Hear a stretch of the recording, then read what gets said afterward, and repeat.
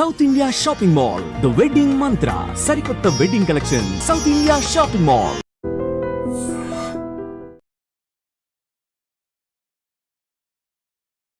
నమస్కారం, welcome to I dream. ధర్మ మార్గం విత్ విజిత కార్యక్రమానికి స్వాగతం.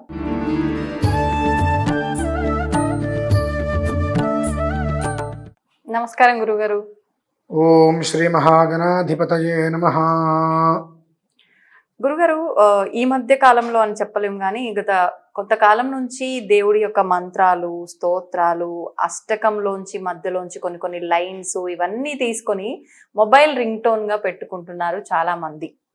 నిజంగా ఇది అలా పెట్టుకోవచ్చా? కరెక్టేనా? దీనివల్ల ఏమైనా దోషం వస్తుందా ఇది పెట్టడం గనక తప్పైతే? దాని గురించి. అరహస్య కృతం వా అని రెండు ఉంటాయి. కొన్ని మంత్రాలు రహస్యంగానే మనం వినాలి, కొన్ని మంత్రాలు బహిర్గతంగా అందరూ వినవచ్చు అని. మంత్రం వినటానికి మీరు అన్నట్టుగా ఫోన్లో రింగ్ టోన్స్ కింద, కాలింగ్ బెల్లుల కింద పెట్టుకోవడానికి నక్కకి నాగలోకానికి ఉన్నంత తేడా ఉంటుందమ్మా. ఎందువల్లనంటే మంత్రం అనేటువంటిది ఎప్పుడూ సర్వకాల సర్వావస్థలు యందు దాని విధానం మారదు, అక్షరం మారదు, స్వరం మారదు. పాట ఎలా కావాలంటే అలా పాడుకుంటూ ఉంటారు, రకరకాలుగా వర్ణించుకుంటుంటారు. ఈ ఒక్క మంత్రం అనాదిగా లక్షల సంవత్సరాల నుంచి ఒక పొల్లు కూడా ఎక్కువ తక్కువ లేకుండా అలానే వచ్చింది. దాన్ని ఋషులు, మునులు, మన పూర్వీకులు ఎంతో పవిత్రంగా కాపాడుకుంటూ వచ్చారు. నేటి ఈ తరం వరకు వచ్చేటప్పటికి తప్పుగా భావించకండి, చాలామంది ప్రకృతిని భ్రష్టుత్వం చెందించాలని చెప్పి కంకణం కట్టుకున్నారమ్మా. అందులో ఎక్కువ శాతం ఆడవాళ్ళు. ఎలా అండి? ఎలా అంటే ఈ గాయత్రి మంత్రం ఉంది. నేను ఎక్కడన్నా విన్నప్పుడు ఆ ఫోన్ తీసుకొచ్చి పగలగొట్టద్దాం అనుకుంటా. ఎవరైనా ఇంటికి వెళ్ళినప్పుడు ఆ ఓం భూర్భువస్సుః అనేటువంటిది రింగ్ టోన్ వస్తే ఒక్క దెబ్బ కొడుతుంది, ఫోన్ దేనికి పనికిరాకూడదు అనుకుంటా. అలానే కాలింగ్ బెల్లో వస్తే సుత్తి తీసుకొచ్చి పగలగొట్టద్దాం, అంత కోపం వస్తుంది నాకు. ఎందువల్లనంటే పరమ రహస్యమైన మంత్రం అది. ఆ మంత్రాన్ని మేము ఉపదేశం తీసుకోవడం కోసం గర్భాష్టమంలో అంటే కడుపులో పిండంగా ఉన్నటువంటి 9 నెలలు కలిపి బయటకు వచ్చిన తర్వాత 7 సంవత్సరాల 3 నెలలు, ఆ సమయంలో పూర్తిగా పలుకులు అక్షరాలు కూడా రాని టైంలో, ఇంకా చెప్పాలంటే కొంతమందికి 6 సంవత్సరాలకి 5 సంవత్సరాలు కూడా 4 రోజులు ఉపనయనం చేస్తారమ్మా. ఆ ఉపనయనం చేసిన మీనింగ్ ఏంటి అంటే, ఇవాళ ప్రతివాడు ఓం నమ శివాయ, ఓం నమ శివాయ అంటుంటారు చూసారా. ఆ ఓం నమ శివాయ అనేటువంటి 5 అక్షరాలని మేము ఉపదేశం తీసుకోవాలి. మేము అనాలి అంటే, ఆ ఉపదేశం తీసుకోవాలంటే గాయత్రి మంత్రం మాకు ఉపదేశం ఉండాలి.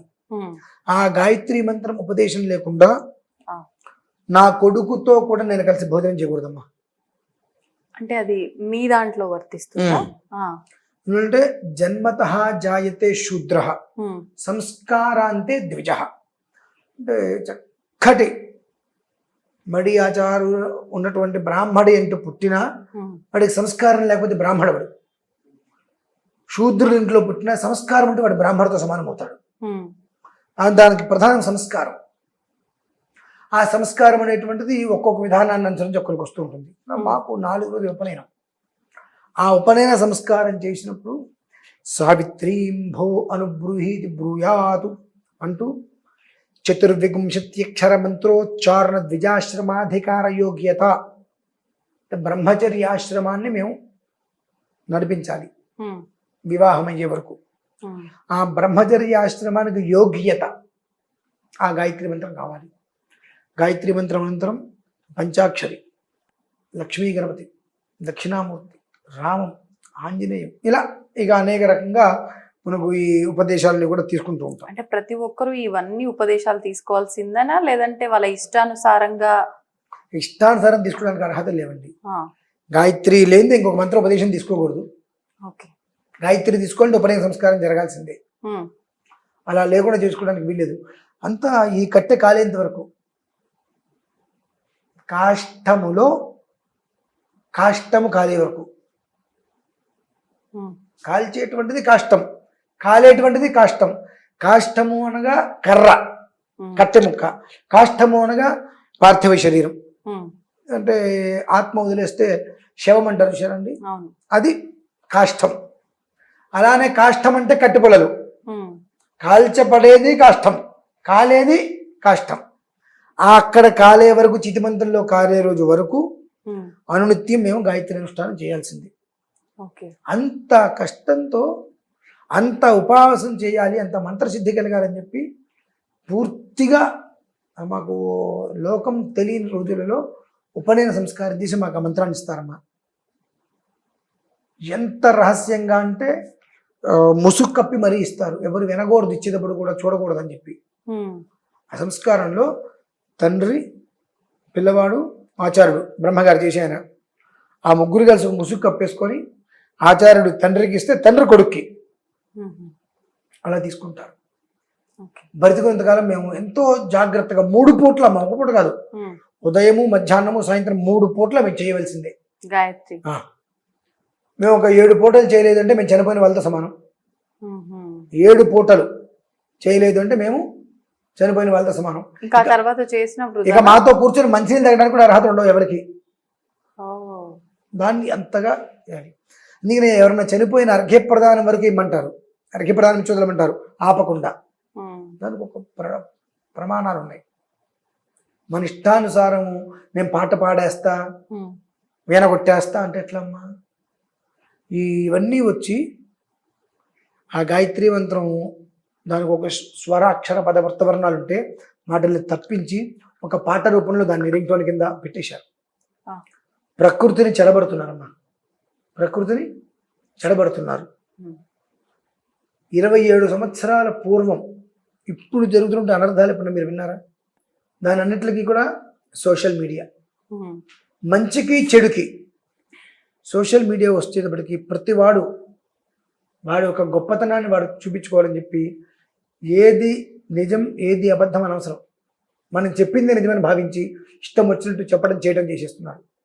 ఇప్పుడు అంటే గాయత్రి మంత్రం బయటికి ఉచ్చరించకూడదు కాబట్టి ఆ మంత్రం నేను చెప్పట్లేదు, వేరే మంత్రం చెప్తున్నా. ఇప్పుడు అంటే ఇప్పుడు అది రహస్యంగా ఉండాలి, అది ఉపాసన లేని చేయొద్దు కాబట్టి అది రింగ్ టోన్లుగా పెట్టి తప్పు చేస్తున్నారు, ప్రత్యేకించి ఆడవాళ్ళు అన్నారు. అవును, అదే మిగతా అదే చెప్తున్నానమ్మా. మంత్రం అంటే కొన్ని మంత్రాలు మనం బయట ఎక్కడైనా చెప్పవచ్చు, కానీ గాయత్రి మంత్రం చెప్పకూడదు ఎక్కడ. కాబట్టి ఇప్పుడు ఓం త్ర్యంబకం యజామహే సుగంధిం పుష్టివర్ధనం ఉర్వారుకమివ బంధనాన్ మృత్యోర్ముక్షీయమామృతాతు. మృత్యుంజయ మంత్రం. ఈ మృత్యుంజయ మంత్రాన్ని నేను ఇలానే రికార్డు చేసి అప్లోడ్ చేస్తే ఓ 10 రోజులు అయితే 100 మంది కూడా వినరు. అదే దానికి బీజిఎం, జీబిఎం ఇది అంటారు, బీజినా అదొకటి పెట్టి మంచి వెనకాల డ్రమ్స్ సౌండ్ వస్తున్నట్టుగా పెట్టి ఓం త్ర్యంబకం యజామహే సుగంధిం పుష్టివర్ధనం అనుకుంటూ దాన్ని ఒక పాటలాగా మారిస్తే 24 గంటల్లో లక్షల మంది చూస్తారు. ఏంటి బీట్ బాగుంది, వినటానికి బాగుంది, ఎందుకంటే మీ జీవితాలు మొత్తం నాశనం చేసుకుంటారు అనుకుంటా. చేసేవాడికి సిగ్గు ఎగ్గు ఏమాత్రము లేదు. నీలాంటి వెధవలు వెంట పట్టాక వాళ్ళు చేస్తున్నారని నువ్వు వెంట ఆపేస్తే అది మంత్రం తెలుసు, స్వర అక్షర పద వృత్త వర్ణాలు ఉంటాయని తెలుసు. ఆ వాటిలో ఏ ఒక్కటి మనిషికి ఒక కాలు లేకపోతే బ్రతికేస్తాడు, ఒక చేయి లేకపోతే బ్రతికేస్తాడు. బట్ కానీ వాడికి కుంటివాడను అవిటివాడను అంగవైకల్యంతోనో ఒక మాట అయితే ఏదో ఒకటి వస్తుందిగా, వాడు ఎంత బాధపడతాడు? చక్కగా ఉన్నటువంటి మనిషి ఏదో ప్రమాదం జరిగి కాలో చెయ్యో పోయింది, వాడు నలుగురు ఎంత జాలిగా చూస్తారు వాడిని, వాడికి ఇంకెంత జాలిగా ఉంటే చచ్చిపోవనిపిస్తుంది వాడికి, వాడి మీద జాలి చూపిస్తుంటే ఎట్లా? అప్పుడు బ్రహ్మాండంగా నడిచాడు, నానా తిప్పాడు, కత్తులు తిప్పాడు, కటారాలు తిప్పాడు, ఇప్పుడు చేతులు పడిపోయింది, కాళ్ళు పడిపోయింది అంటే వాడు అది విన్నప్పుడల్లా ఎందుకు బ్రతికని అనిపిస్తుందా? అలానే స్వర అక్షర పద వృత్తవర్ణాల్లో ఏ ఒక్కటి లోపించినా మంత్రం చచ్చిపోతుందండి. అది మంత్రం చనిపోవటం వలన దుష్ప్రభావాలు ఎక్కువ అవుతాయి. ఇప్పుడు మనం చేసేవన్నీ ఎలా ఉన్నాయి? మంత్రాన్ని మంత్రంగా కాకుండా ఒక మంచి బీట్ ఇచ్చి బీట్ సౌండ్ ఇచ్చి దాని ఒక పాట పాడుతుంటే అద్భుతంగా ఉంది వినటానికి, కానీ అది శరీరంలో ఎన్ని పార్ట్లను నాశనం చేస్తుంది అది మనకు తెలియట్లా. అలా చేస్తున్నాను. మంత్రం అనేటువంటిది ఎప్పుడైనా తప్పేనండి. శ్లోకాలు ఏమి ఇష్టం ఉమ్. పెట్టుకోండి. శ్లోకాలు కానీ మంత్రం పాటలు ఏ దేవుడి పాటైనా పెట్టుకోవచ్చు. అంటే ఇప్పుడు ఈ మంత్రాన్ని మీరు అన్నట్టుగా పాట రూపంలో అనువదించిన తర్వాత అది కూడా అలా కూడా పెట్టుకోవద్దా? భ్రష్టత్వం సర్వనాశనానికి మూలం అది. ఉమ్. మంత్రము అంటారు దాన్ని పాటలుగా ఎలా అన్వయిస్తున్నారు. ఉమ్. ఒక పరమ రహస్యం చెప్తా, మీకు అర్థమైతే నాకు అర్థమైందని చెప్పండి. ఉమ్. మంత్రం అనేటువంటిది అంటే వైదికం ఎలాంటిది అంటే చెప్తా. భార్య తల్లి పాత్ర పోషిస్తుందిగా, తల్లి భార్య పాత్ర పోషిస్తుందా, అటువంటిది మా మంత్రం. ఓకే. ఒక మాటగా చెప్పాలంటే ఏ పరిస్థితుల్లో కూడా తల్లి భార్య కాలేదు, భార్య మాత్రం తల్లి అవుతుంది. భార్య తల్లి అవుతుంది కానీ తల్లి ఎటువంటి స్థితిలో కూడా భార్య పాత్ర పోషించలేదు కదా. సో మంత్రం అనేటువంటి అటువంటిది. ఉమ్. దాన్ని మారించి మన ఇష్టం వచ్చేట్టు చేస్తే దాని యొక్క దుష్ప్రభావం మనకు వర్తిస్తుందా వర్తించదా ఉమ్. అనేటువంటిది మనం తెలుసుకోవాలి. ఎందుకంటే ఇక్కడ కూర్చున్న వ్యక్తి ఎంత ఒళ్ళు జాగ్రత్తగా పెట్టుకుని మాట్లాడాలో. ఒక్క మాట నోట్లో అపశృతి రావద్దు, నోరు మూసుకోరా, 20 పదాలు కానీ ఏవి రాకూడదు. వస్తే ఎంత నెగిటివ్ ఇంపాక్ట్ ఆ మనిషి మీద పడుతుందో తెలుసు. తెలిసి కూడా నేను కొన్ని విషయాలు సిగ్గు ఎగ్గు లేదండి వీళ్ళు ఎందుకు బ్రతుకుతాం ఇటువంటి మాటలు నేను మాట్లాడుతున్నాను అంటే మనం ఎవరినో 100 మందిని చంపి పాపం మూట కట్టుకోకర్లేదండి. ఇటువంటివి చిన్నవి, ఇవి చిన్నవే కదా అని మీకు అనిపిస్తుంది. 10 చిన్నవి కలిపితే ఒక పెద్దది అవుతుంది కదండి. 100 చిన్నవి కలిపితే ఒక పెద్దదానికైనా పెద్దదేగా. అటువంటివి మనం చేస్తున్నాం తెలియకుండా. తద్వారా ఎంతటి పాపాన్ని నెత్తి మీద మూట కట్టుకుంటున్నాం. ఇటువంటి వాటిని అవాయిడ్ చేసినా కనీసం మాత్రం జీవితం బాగుంటుంది. ఇవి వినవద్దు. మా ఇళ్ళల్లో అంటే బయట వాళ్ళు ఉంటాం కదండి, మా ఇళ్ళల్లో చాలా మంది ఏవి పెట్టుకుంటూ ఉంటారు. నాకు ఉక్రోషం పెరిగిపోతుంది. బ్రాహ్మణుడా ఎవరు అసలు, అన్నం తింటున్నావా, పేడ గురికన్నా హీనంగా వచ్చేస్తావు అని చెప్పి తిడతా నేను. మొహం మీద తిట్టొస్తా. ఎందుకు అంటే చెప్పను నేను, నీకు తెలియాలి. అప్పటి వరకు నీతో చక్కగా నవ్వుతూ మాట్లాడుతున్నటువంటి వ్యక్తి సడన్ గా నిన్ను ఒక తిట్టి అక్కడి నుంచి తిండి వదిలేసి బయటకు వస్తానమ్మా. నేను వింటే మాత్రం ఇంట్లో బయట తిట్టేసి బయటకు వచ్చాయంటే ఎందుకు నువ్వు గమనించాలి. నువ్వు బ్రాహ్మణ పడగొట్టావుగా, నీకు కొద్ది గొప్ప జ్ఞానం ఉందిగా. ఇందాకటి వరకు ఏమీ మాట్లాడకుండా సరదాగా ఉన్నట్టుండి తిట్టరాని తిట్టి వెళ్ళిపోయి అన్నం కూడా మధ్యలో వదిలేసి వెళ్ళిపోయాడంటే ఎక్కడ పాపం జరిగింది, ఎక్కడ జరిగింది, ముందు వెనకాల ఒక్కసారి ఆలోచించుకుంటే నీకు ఒక క్లారిటీ వస్తుంది. ఫోన్ వచ్చింది, ఫోన్ వస్తే ఏమవుతుంది, ఆ ఫోన్కి ఏమొచ్చింది, రింగ్టోను ఈ గాయత్రి మంత్రం వచ్చింది, లేదంటే ఒక మంత్రం వచ్చింది. ఓకే, దీనివల్ల ఆయన నన్ను తిట్టుంటాడు, అది నువ్వు మార్చుకోగలగాలి. ఇప్పుడు ఈ మంత్రాలు ఇవంటే రహస్యంగా ఉండేవి, ఉపాసన లేనిదే మనం అవి వాడడానికే పనికిరాదు. అలాంటిది రింగ్ టోన్ గా పెట్టడం అది తప్పు. వాల్ పేపర్స్ గా కూడా దేవుని ఫోటోలు, వాల్ పేపర్స్ దేవుడిగా మనం పెట్టుకోకూడదు నేను చెప్పనండి. బట్ కాదు ఫోన్లలో వద్దంట, ఫోన్లలో వద్దు అంట. ఎందువల్లనంటే నువ్వు భగవంతుని పెట్టావు, బాగుంది. ఈ క్యాండిల్ క్రష్ ఏదో గేమ్ ఆడుతూనే ఉంటావుగా. మీరు ఆడతారు? సో నేను ఆడతాను, నేను గేమ్ ఆడతానమ్మా. అందుకే నా దాంట్లో ఎవరు ఉంటారు కదా, మా గురుగారి పాదాలు మాత్రమే ఉంటాయి నా ఫోన్లో. మా గురుగారి పాదాలు ఉంటాయి. నేను ఆడే గేమ్ వాటిని నొక్కేది కాదు, ఆ పెన్సిల్ పెట్టి గీసేది కేవలం. కాబట్టి నాకు ఇచ్చేయరు. ఫొటోస్ మనం ఎందుకు పెట్టద్దు అంటే క్యాండిల్ క్రష్ ఆడినప్పుడు వెనకాల వాల్ పేపర్గా ఉంటుంది. అది మనం ఏ రకంగా అయినా ఒత్తేస్తూ ఉంటాం. ఇటువంటివి కొన్ని మనం చేస్తాం కనుక వద్దులే అంట. పెట్టుకున్నా వచ్చి తప్పేం లేదండి దానివల్ల. పెట్టుకున్నా వచ్చి తప్పేం లేదు, పర్వాలేదు. కానీ మంత్రాలు మాత్రం రింగ్ టోన్ గా పెట్టుకోవడం తప్పు. ఇప్పుడు నేను గేమ్ ఆడతా ఫోన్లో, నాకు కుదిరినప్పుడు ఒక 5 నిమిషాలు 10 నిమిషాలు మా గురుగారి పాదాలు ఉంటాయి. కుదిరితే మీ గురుగారి పాదాలు, తల్లిదండ్రుల పాదాలు పెట్టుకోండి ఫోన్లో. రోజు వాళ్ళని మీరు ఎట్లాగో చూడలేరుగా, పాదాలు చూసినా కనీసం అదొక తృప్తి. ఆ పని చేయండి. ఈ దిక్కుమాలిన హీరోలు వద్దు. అంటే దిక్కుమాలిన హీరోలు ఏంటండి అంటే, ఒక హీరోకి ఎంతో మంది ఫ్యాన్స్ ఉంటారు.